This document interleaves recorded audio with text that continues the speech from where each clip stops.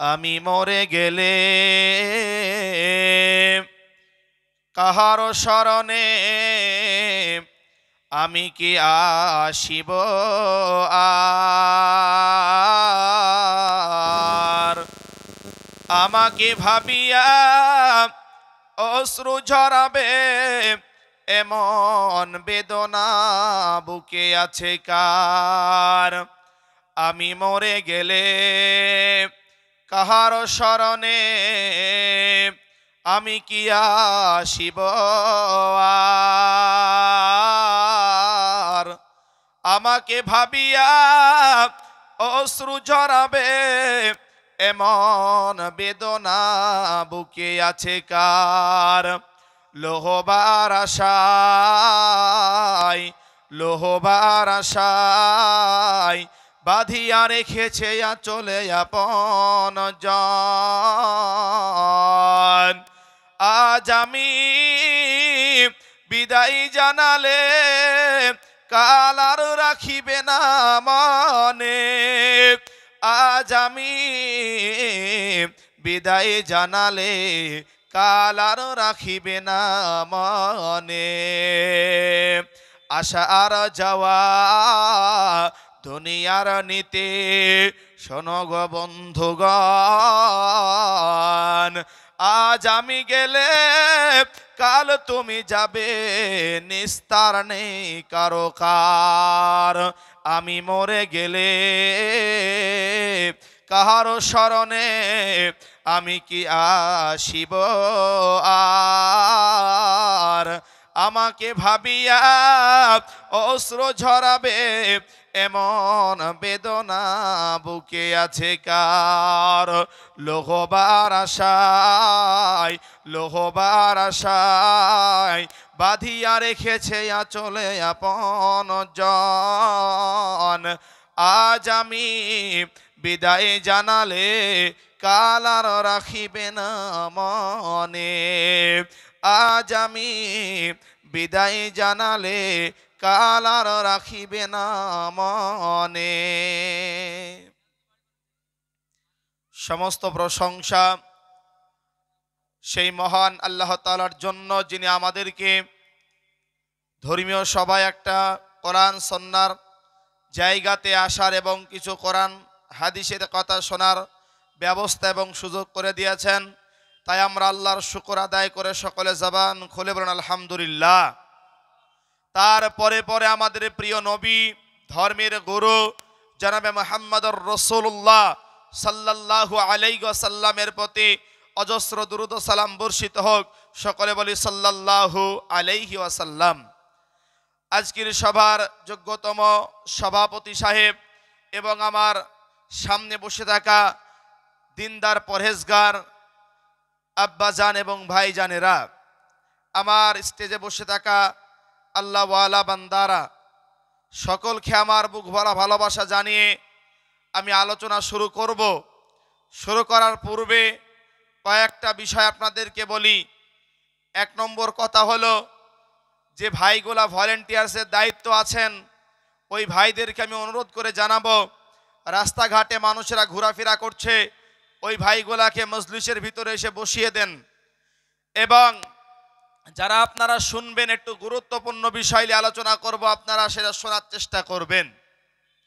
আজকে আমার বিষয় হলো, আলোচ্য বিষয় হচ্ছে শিরিক। এই সম্পর্কেই আলোচনা করব। আমা তৌফিকি ইল্লা বিল্লাহ। অতএব আমাদেরকে যে ঈমান আমাদের আছে, যে ঈমানটা নষ্ট হয়ে যাবে, সেই থেকে বাঁচার জন্য আমাদের সেই বুঝার বিষয়গুলো দরকার আছে। উদাহরণ আপনাকে দিলে বুঝতে পারবেন যে আমরা কিসের জন্য সালাত আদায় করি আর কিসের জন্য আল্লাহকে রাজি করার জন্য জিকির আজকার করি। মূল উদ্দেশ্য যে জান্নাত। যদি আমরা জান্নাতই না পাই, তাহলে ইবাদতের কোনো মর্যাদা নেই, যোগ্যতা নেই। অতএব কিসে আল্লাহ পাক রাজি হবে আর কোথায় আল্লাহ পাক সন্তুষ্ট আর কোথায় রাগান্বিত হবে, সেই বিষয়ে আমাদেরকে একটু জানতে হবে ভালো করে। মুসলমান আজ সমাজের বুকে বড় আফসোস লাগে, বড় খারাপ লাগে যে কোরআন হাদিসের মজলিসে আসলে মানুষের হাজারো কাজ দেখা যায়। কোরআন হাদিসের মজলিসে আসলে মানুষেরা ব্যস্ততা দেখায় মনে হচ্ছে, কিন্তু এই মানুষগুলা সারাদিন তাসের আড্ডায় বসে, ওই মানুষগুলা সারাদিন জুয়ার আড্ডায় বসে, তখন মানুষের ব্যস্ততা হয় না। যত ব্যস্ততা হয় এই জায়গায় কোরআনের আলোচনা করা হয়, ওই জায়গায় মানুষেরা আসলে। অতএব ভালো করে মনে রাখবেন একটা কথা, যে আল্লাহ পাক আমাকে আপনাকে দুনিয়াতে পাঠিয়েছে একটাই উদ্দেশ্য হলো, আল্লাহ পাক বলেন ওয়ামা খলাকতুল জিন্না ওয়াল ইনসা ইল্লা লিয়াবুদুন, আমি মানুষ আর জিনকে এক নম্বরে সৃষ্টি করেছি আমি আল্লাহর ইবাদত করবার জন্য। আমি রবের ইবাদত করবে কারা? তো মানুষ আর জিন ইবাদত করবে। মানুষ আর জিন ইবাদত করার পর আল্লাহ পাক কি দিবে? আল্লাহ বলছেন আমি মানুষ আর জিনকে জান্নাত দিয়ে দেব। বলুন সুবহানাল্লাহ। জান্নাত দিবে কে? আল্লাহ পাক ওদেরকে সন্তুষ্ট হয়ে যাবে, ওদের উপরে রাজি খুশি হয়ে যাবে। অতএব আমরা যে ঈমান এনেছি, আমরা যে ঈমান অনায়ন করেছি, এই ঈমানটা কিসে ভেঙে যাবে আর ঈমানটা আমাদের জোর কিসে হবে আর কমজোরি হয়ে যাবে, ওই সম্পর্কে আপনাকে আলোচনা করতে আসি আব্বাজান।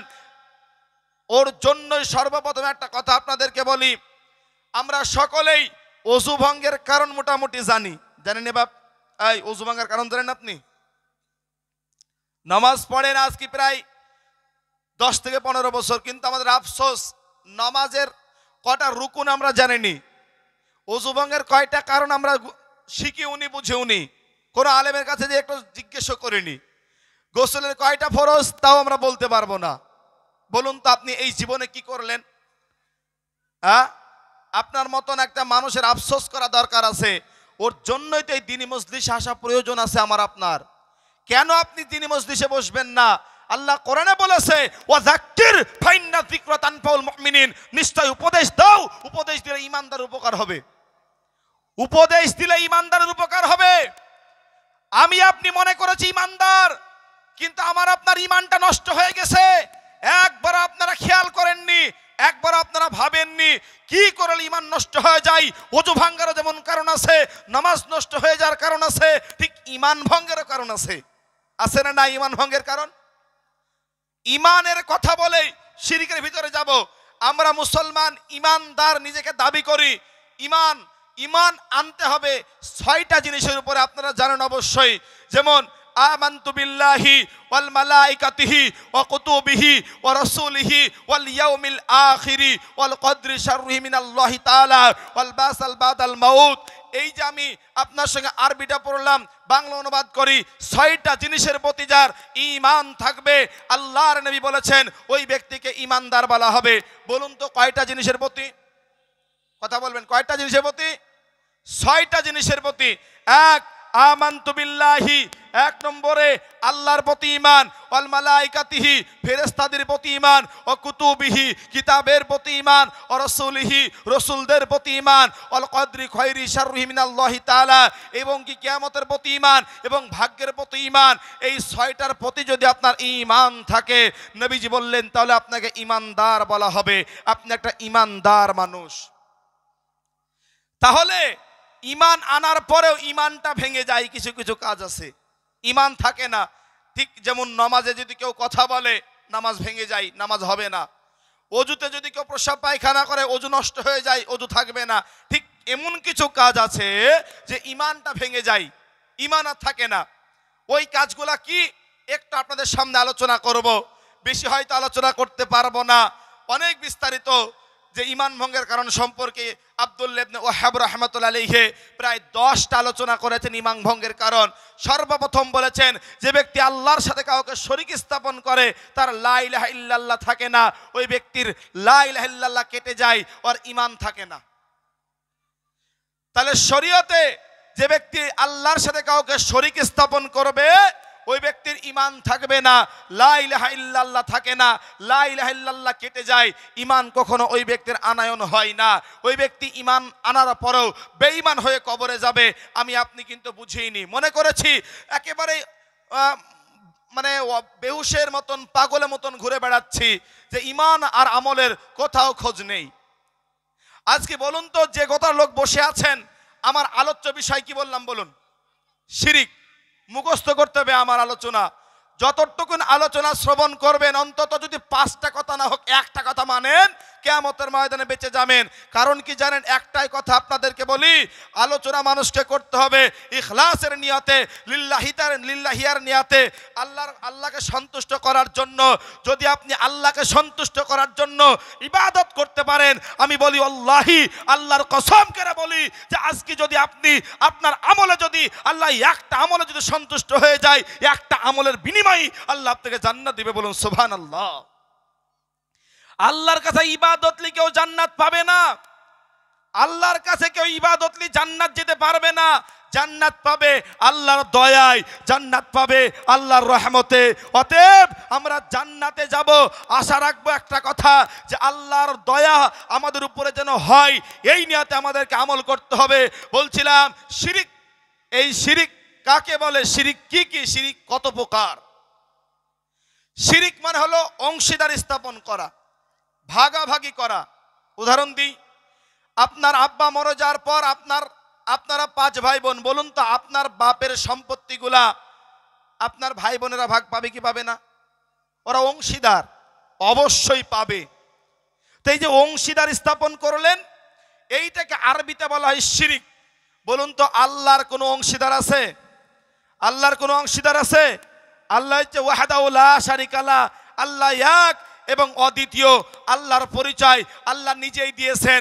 আল্লাহ বলেন কুল হুয়াল্লাহু আহাদ, হে নবী আপনি বলুন আল্লাহ এক এবং অদ্বিতীয়, আল্লাহুস সামাদ, আল্লাহ কাউরে মুখপক্ষী নয়, লাম ইয়ালিদ ওয়ালাম ইউলাদ, আল্লাহ কাউকে জন্ম দেয়নি, কারোর দ্বারা জন্মগ্রহণ করেননি, ওয়ালাম ইয়াকুল্লাহু কুফুয়ান আহাদ, এবং তার সমতুল্য কেহ নেই। তার সমতুল্য, আল্লাহর সমতুল্য দুনিয়াতে কেহ নেই।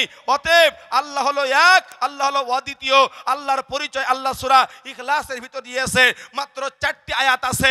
নবীজি বলেছেন সূরা ইখলাস যদি কেউ 3 বার পড়ে, তার আমল নামায় কোরআন মাজিদ পড়ার 1 খতম কোরআন মাজিদ পড়ার তার নেকি আমল নামায় দিয়ে দেয়। বলুন সুবহানাল্লাহ। কতবার পড়ে? 3 বার পড়ে। নবী বলেছেন কেউ যদি ফজর পর পড়ে, কেউ যদি মাগরিব পর পড়ে এবং ঘুমের সময় পড়ে, আল্লাহ পাক যতবারই পড়বে 3 বার সমান সমান 1 পারা নেকি। আপনারা সূরা ইখলাস পড়েন নিয়াতে, তবে আপনারা সূরা ইখলাসের ভিতরে কি এমন কথা আছে? সূরা ইখলাসে কি লেখা আছে? সূরা ইখলাসে আল্লাহর পরিচয় আছে। সূরা ইখলাসে আল্লাহর পরিচয় আছে। আল্লাহ কে, তার পরিচয় আল্লাহ নিজেই তুলে দিয়ে বলেছেন যে কুল হুয়াল্লাহু আহাদ, নবী আপনি বলুন আমি এক এবং অদ্বিতীয়, আমার কোনো শরিক নেই, আমার কোনো অংশীদারি নেই, আমার কোনো বাপ নেই, আমার কোনো মা নেই, আমার সন্তান নেই, আমার লাতিপুতি কেহ নেই। আমি হলাম ওয়াহদাহু লা শারিকা লাহ, আমি আল্লাহ হলাম এক এবং অদ্বিতীয়। এটা হচ্ছে আল্লাহ। আমাদের আল্লাহর পরিচয় নেই। আজকে আমাদের আল্লাহর পরিচয় নেই বলেই দুনিয়াতে আমরা বেদিন হয়ে গেছি। আমি আপনাকে ডাকছি, ওরে মুসলমান ভাই, আজকে কোরআনের আলোচনা হবে, এই জায়গায় তোমরা বসে যাও, এই জায়গায় তোমরা বসে যাও। আপনার ভিতরে ঈমান যদি থাকতো আপনাকে ডাকা লাগতো না।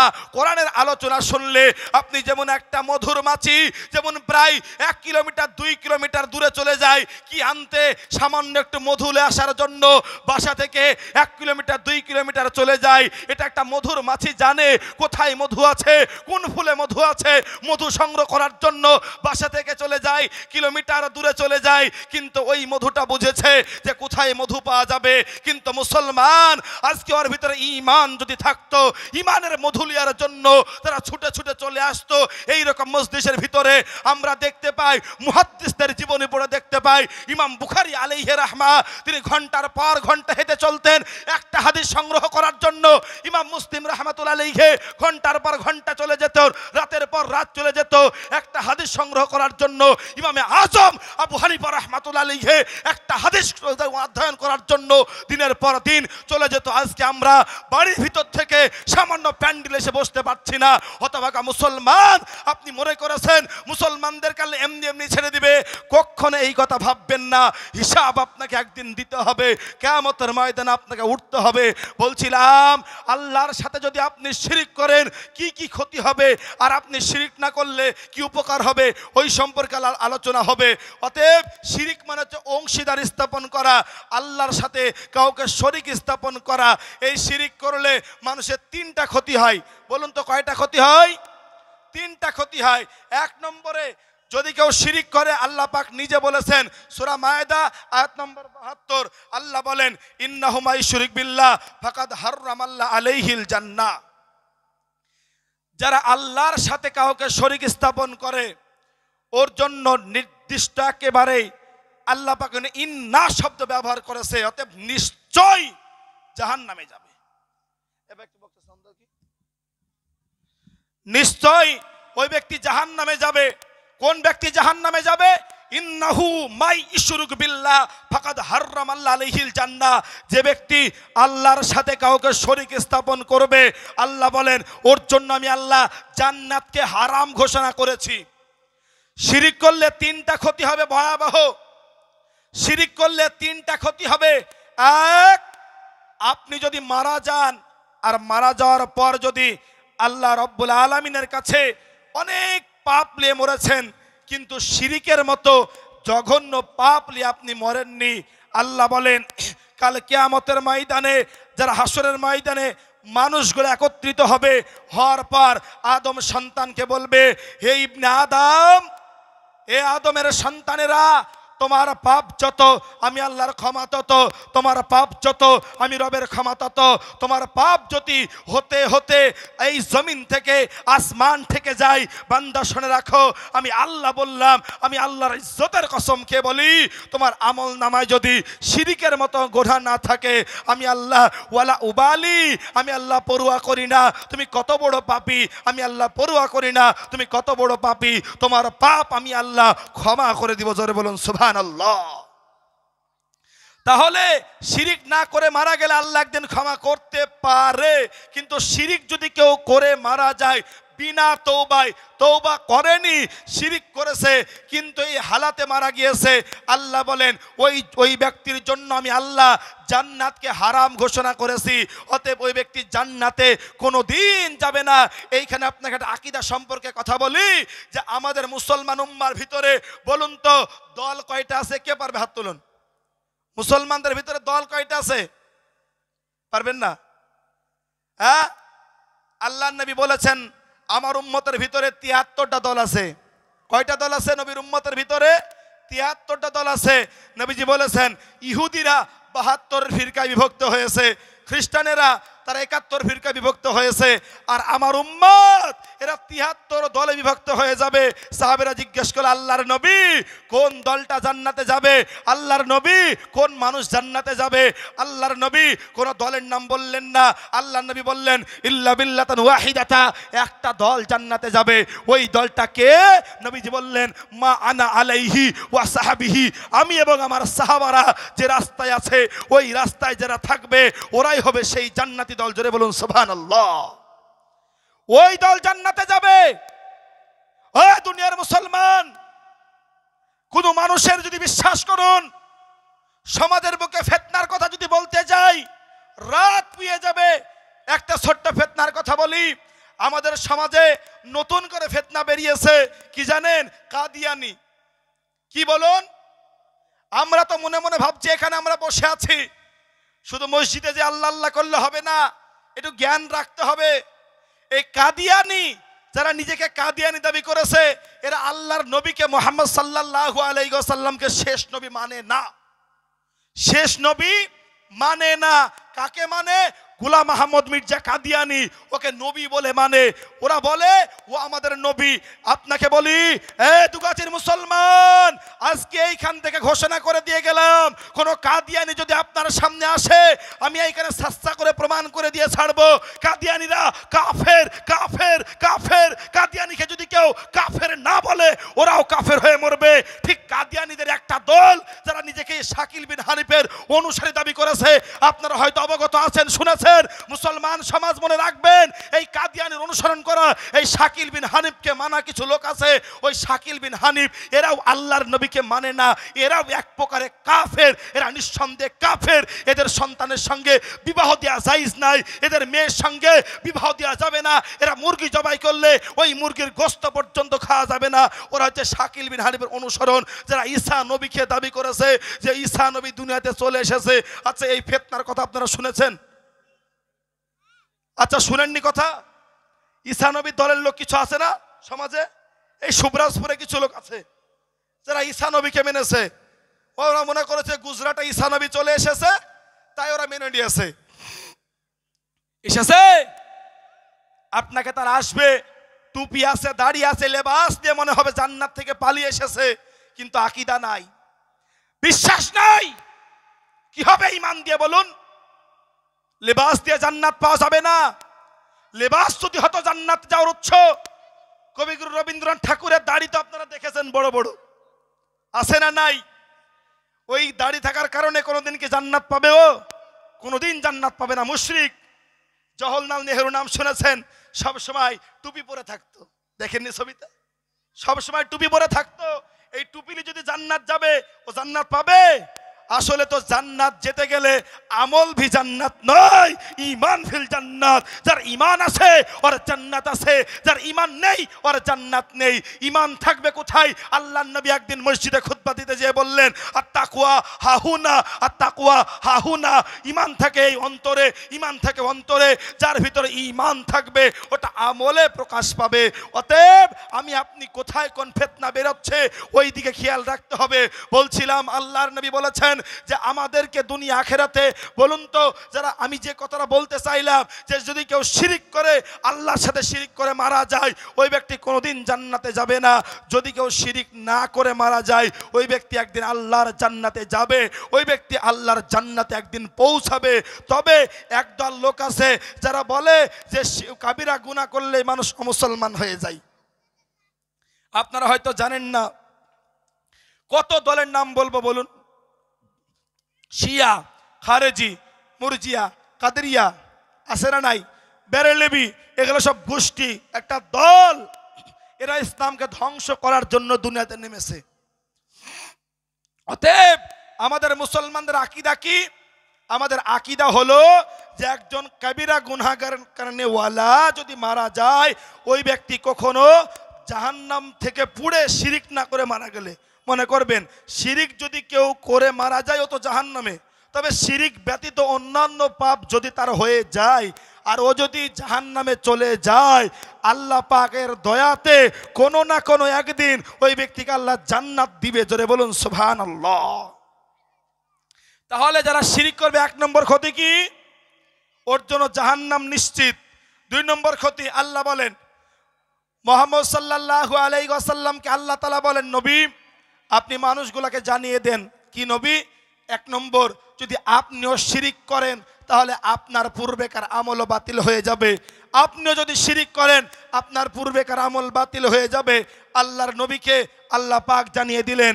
অতএব যদি কেউ শিরিক করে ওই ব্যক্তির আমল নামাতে কোনো নেকি থাকবে না, এটাই সত্য। সূরা জুমার আয়াত নম্বর 65 আল্লাহ তাআলা নবীকে সতর্ক করে দিয়ে বলেছেন, নবী আপনিও যদি শিরিক করেন আপনার পূর্বেকার আমল বাতিল হয়ে যাবে। আল্লাহ তাআলা কোরআনুল কারীমের ভিতরে বলেন, সূরা নিসা আয়াত নম্বর 48, সূরা নিসা আয়াত নম্বর 16 আল্লাহ পাক নিজে বর্ণনা করে বলেছেন, যদি কেউ শিরিক ছাড়া অন্যান্য গুনাহ হয়ে যায়, আল্লাহ দয়া করলে ক্ষমা করে জান্নাত দিতে পারে, কিন্তু শিরিক যদি কেউ করে আল্লাহ পাক কোনোদিন ক্ষমা করবে না। আল্লাহ পাক সূরা লুকমানের 13 নম্বর আয়াতে বলেন, লুকমান হাকিম তার বেটাকে বলেছিল, ইয়া বুনাইয়া লা তুশরিকা বিল্লাহ, আল্লাহর সাথে কাউকে শরীক স্থাপন করিও না। আল্লাহ পাক নিজেকে বলেছেন, নিজের পরিচয় দিয়ে বলেছেন। আল্লাহ সূরা আনআমের 151 নম্বর আয়াতে বলেন যে তোমরা আমারই ইবাদত করো। আল্লাহ পাক রব্বুল আলামিন এইরকম করে আল্লাহ পাক রব্বুল আলামিন সূরা বানী ইসরাঈলের 23 নম্বর আয়াতে বলেন, ও কযা রাব্বুকা আল্লা তা'বুদু ইল্লা ইয়্যাহু, তোমরা আল্লাহ ছাড়া করে ইবাদত করবে না। এইরকম করে আল্লাহ নিজের পরিচয় দিয়েছেন। বলুন তো আমরা কোরআন থেকে বুঝতে পারলাম পৃথিবীর ভিতরে সবচেয়ে বড় পাপ কোনটা বলুন? আচ্ছা, এতগুলা মানুষ আছেন বলতে পারছেন না? পৃথিবীর ভিতরে সবচেয়ে বড় পাপ কোনটা? এগুলা আপনার ইমানি দায়িত্ব বাপ। আমি এখানে গলা চিল্লিয়ে চিল্লিয়ে ওয়াজ করছি আর আপনি কিছুই বুঝতে পারছেন না, তা করলে হবে না। এই কথাটা মাথায় রাখবেন যে কাল কি জলসাতে আমরা গিয়েছিলাম, যে আমাদের যে আলোচনা হলো যে শিরিক সবচেয়ে পৃথিবীর ভিতরে বড় পাপ, এটা কোরআন থেকে দলিল দিলাম। এবার হাদিস থেকে আপনাকে দলিল দিই। আল্লাহর নবী সাল্লাল্লাহু আলাইহি ওয়াসাল্লাম মুআজ বিন জাবালকে 10টি উপদেশ দিয়েছিল। ইয়া মুআজ, আল্লাহর নবী ডাকলেন মুআজকে। মুআজ বিন জাবাল বলেন, ইয়া রাসূলুল্লাহ, আমি হাজির, আমি উপস্থিত আছি, আপনি বলুন। আল্লাহর নবী বললেন, মুআজ শোনো, লা তুশরিকা বিল্লাহ, আল্লাহর সাথে কাউকে শরীক স্থাপন করবে না। যদি তোমাকে কুতিলতা ওয়া হুররিকতা, তোমাকে কেটে পিস পিস বানিয়ে দেয় এবং জ্যান্ত আগুনে যদি জ্বালিয়ে দেয়, তারপরেও তুমি আল্লাহর সাথে কাউকে শরীক স্থাপন করবে না। ইয়া মুআজ, শোনো বাবা, তুমি আল্লাহর সামনে কাউকে শরীক স্থাপন করবে না। এই কথাটা আল্লাহর নবী মুআজ বিন জাবালকে উপদেশ দিলেন। আল্লাহর নবী আর মুআজ বিন জাবাল একটা ঘোড়ার উপরে চড়ে আছেন। আল্লাহর নবী মুআজকে ডেকে বললেন, ইয়া মুআজ, বলো তো আল্লাহর হক কি আর বান্দার হক কি? মুআজ বিন জাবাল বলেন, আল্লাহ এবং আল্লাহর রাসূলই ভালো জানে। এই কথা বলার পর নবী আবার বললেন, ইয়া মুআজ, বলো তো আল্লাহ এবং বান্দার হক কি? তখন আল্লাহর নবীকে মুআজ বিন জাবাল বললেন, আল্লাহ এবং আল্লাহর রাসূলই ভালো জানে। আল্লাহর নবী বললেন, ইয়া মুআজ, শোনো, যে ব্যক্তি আল্লাহর সাথে কাউকে শরীক করবে না, ওই ব্যক্তিকে আমার আল্লাহ ওয়াদা দিয়েছে যে আল্লাহকে ছাড়া কারোর ইবাদত করবে না, ওই ব্যক্তিকে আমার আল্লাহ জান্নাত দিবে। বলুন সুবহানাল্লাহ। আল্লাহ জান্নাত দিবে। আর দ্বিতীয় নম্বর কথা হলো, বান্দা আল্লাহকে ছাড়া কাউকে সিজদা করবে না। অতএব আমাকে আপনাকে শিরিক থেকে বেঁচে থাকতে হবে। 3 নম্বর হাদিসের কথা আপনাকে বলি। আল্লাহর নবী সাল্লাল্লাহু আলাইহি ওয়াসাল্লাম বলেন, বুখারী শরীফ হাদিস নম্বর 1237 খণ্ড নম্বর 2, আল্লাহর নবী সাল্লাল্লাহু আলাইহি ওয়াসাল্লাম বলেছেন, একদা আল্লাহর নবীর কাছে জিবরিল আমিন আসলো। আসার পর বললেন, ইয়া রাসূলুল্লাহ, আপনার উম্মতের ভিতরে যারা শিরিক না করে মারা গিয়েছে ওরা জান্নাতে যাবে। এই বাক্য শোনার পর জিবরিল আমিন বললেন, আল্লাহর নবীকে প্রশ্ন করলেন। আল্লাহর নবী বললেন, জিবরাইল, যদি আমার উম্মতের অন্যান্য গুনাহ থাকে, এই গুনার কারণে কেউ ব্যক্তি জান্নাতে যাবে? তখন জিবরিল আমিন বললেন, জি ইয়া রাসূলুল্লাহ, যদি শিরিক না করে মারা যায়, অন্যান্য গুনাহ যদি হয়ে যায়, ওই ব্যক্তি একদিন জান্নাতে প্রবেশ করবে। বলুন সুবহানাল্লাহ। জান্নাতে প্রবেশ করবে। তাহলে এইবারে শিরিক তাহলে কত ভয়াবহ পাপ। আল্লাহর নবী আরেকটা হাদিসের ভিতরে বলেন, আন আবি হুরায়রা রাদিয়াল্লাহু আনহু قال قال رسول الله صلى الله عليه وسلم السبع الموبقات قيل يا رسول الله قال وما هن الشرك بالله। আল্লাহর নবী বললেন, তোমরা 7টা ধ্বংসাত্মক পাপ থেকে বেঁচে থাকবে। তার ভিতরে হলো 1, লা তুশরিকা বিল্লাহ, আল্লাহর সাথে কাউকে শরীক স্থাপন করবে না। 7টা গুনাহের কথা হাদিসে বলেছেন। আল্লাহর নবী সর্বপ্রথম বললেন, তুমি যেন কারোর সাথে শিরিক করবে না। 2, ওয়াসসিহর, তোমরা জাদু টোনা করবে না। এই সম্পর্কে, জাদু টোনা সম্পর্কে একটু কথা বলে নিই। আচ্ছা বলুন তো, আমাদের সমাজে জাদু টোনা আছে না নাই? আছে না? গুনায় গুনায় কিছু জাদুকর আছে, আসার পরে হাত দেখে, হাত দেখার পরে বলবে যে তোমার তো 3খানা বেটা হবে, 2খানা বিটি হবে, আর তোমার 2খানা বিবাহ হবে। এরকম উদ্ভট কথা বলে কি বলে না? বলে না? শরীয়তের কথা আপনাকে শুনুন। যদি কেউ এই উদ্দেশ্যে যে হাত দেখাবো কথা মানবো না, এই উদ্দেশ্যে যদি কেউ জাদুকরকে হাত দেখায়, নবীজি বলেছেন 40 দিন তার কোনো ইবাদত কবুল হবে না। অতএব জাদুকরের কাছে হাত দেখানো যাবে না। জাদুকর ভবিষ্যতের কথা কে বলতে পারে?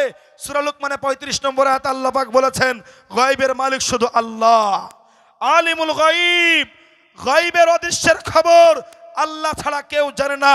অতএব আপনাকে মনে রাখতে হবে যে এই জাদুকর, আপনার পাড়ায় যদি কোনো জাদুকর আসে, এই জাদুকরের সামনে আপনি যাওয়ার আগে জাদুকরকে একটা চোরে একটা ঠাস করে একটা চড় মারবেন। জাদুকর বলবে, মারলে কেন? তখন আপনি বলবেন, তুমি এত বড় মহা পণ্ডিত হয়ে গেছো যে তুমি আমার ভবিষ্যতের কথা বলতে পারো, যে তোমার ভাগ্যে চড়টা মারবো আমি, তুমি এইটা যদি জানতে পারতে আমাকে আটকালে না কেন? আটকালে না কেন? অতএব জাদুবিদ্যা ইসলামে হারাম, জাদুবিদ্যা করা যাবে না। 2, নবী বলেন, কতলান নাফসাল্লাতি হারামাল্লাহ বিল হক, এবং আল্লাহ যেটা হারাম করেছে, আল্লাহ যেটা মানা করেছে, মানুষ হত্যা করা যাবে না। 4 নম্বরে নবী বলেন আর রিবা, সুদ ভক্ষণ করা যাবে না। 5 নম্বরে নবীজি বলেন যে তোমরা এতিমের মাল ভক্ষণ করো না। 6 নম্বরে জিহাদের ময়দান থেকে পালিয়ে যেও না। 7 নম্বরে কোন সতী সাবিত্রী মহিলা ইমানদারের নামে তোমরা এরম করে অপবাদ লাগিয়ে দিও না। এইটা হলো আল্লাহর নবীর হাদিসের কথা। এই হাদিসে সর্বপ্রথম নবী বললেন তোমরা শিরিক স্থাপন করিও না। শিরিক করলে মানুষ জাহান্নামে যাবে। কতদিন থাকবে? চিরস্থায়ী থাকবে। নবী বললেন তোমাকে যদি কেটে পিস পিস বানিয়ে দেওয়া হয়, তারপরেও তোমরা আল্লাহর সাথে কাউকে শরিক স্থাপন করবে না। এইবারে তারপরে আপনাকে বলি যে আল্লাহর নবী সাল্লাল্লাহু আলাইহি ওয়াসাল্লাম সাহাবাদের সামনে শিরিক সম্পর্কে আলোচনা করতে করতে নবী একটা হাদিস উদাহরণ দিলেন। বনি ইসরায়েলের জামানায় 2 জন ব্যক্তি রাস্তা দিয়ে চলতেছিল। সামনের ভিতরে কিছু মুশরিকরা মূর্তির উদ্দেশ্যে চাঁদা তুলছিল, চাঁদা কালেকশন করছিল। ওই দুজনকে থামিয়ে বলছে আমাদের মূর্তির উদ্দেশ্যে কিছু টাকা দিয়ে যাও, কিছু পয়সা দিয়ে যাও। এই কথা বলার সাথে সাথে ওই ব্যক্তি বলল, কোন ব্যক্তি? একজন ব্যক্তিকে বলল যে আমাদের মূর্তির উদ্দেশ্যে কিছু চাঁদা দিয়াই লাগবে। একজন বলল আমরা কিচ্ছু দিব না। আর একজন বলল, ওরা তারপরে ওই যে মুশরিকরা বলল তোমাদেরকে দিতেই হবে, না দিলে হত্যা করে ফেলবো, না দিলে মেরে ফেলবো। এই কথা বলার পর একজন ব্যক্তি মরণের ভয় করে একটা মাছি মেরে ওই যে মূর্তির উদ্দেশ্যে দিয়ে দিল। নবী বলেন ওই ব্যক্তি মরার সঙ্গে সঙ্গে দাখলান নার, ওই ব্যক্তি জাহান্নামে প্রবেশ করবে, ওই ব্যক্তি জাহান্নামে যাবে। তাহলে আল্লাহর নবী বলেন দ্বিতীয় জন ব্যক্তি একটা মাছি পর্যন্ত মেরে দিল না। নবী বলেন ওই ব্যক্তি মরা ওই ব্যক্তিকে সঙ্গে সঙ্গে কতল করে দিল। নবী বলেন দাখলাল জান্নাহ, ওই ব্যক্তি আল্লাহর জান্নাতে প্রবেশ করবে। বলুন সুবহানাল্লাহ।